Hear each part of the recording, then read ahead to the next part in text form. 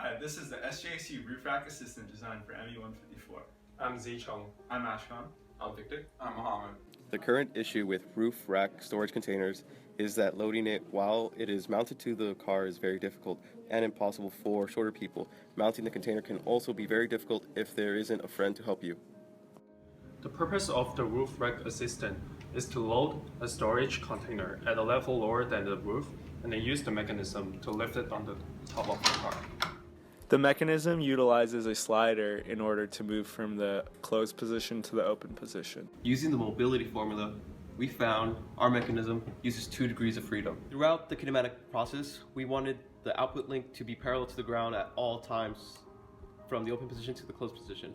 We initially loaded the mechanism with 50 newtons of force in 4 different locations on the output link. That came to an equivalent of 200 newtons throughout the whole mechanism. Using force analysis, we evaluated the highest amount of force would be located between the slider and the guide rail with a torque of 171 newton meters. We calculated that it would take 450 watts to move the mechanism from the open position back to the closed position. Stress analysis was performed in the open position because that is when our mechanism accumulates the highest stress. The highest stresses were on link 2 due to the load placed on output link. Using finite element analysis, we were able to verify that the maximum stress would be where the guide rail meets the slider.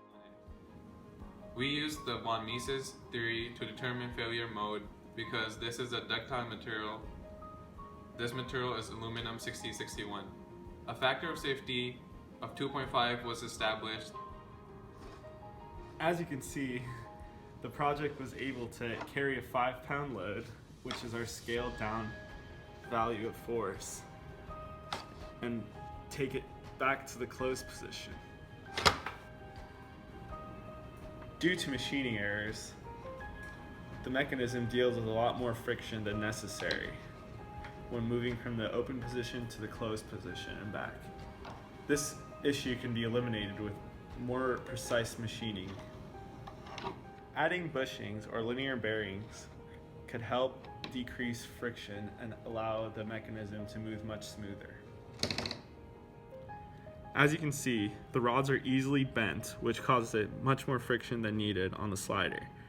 Stronger and smoother materials like stainless steel rods would allow the slider to move much more freely. To optimize the mechanism, a motor and lead screw can be added to allow the user to move it between positions with minimal effort.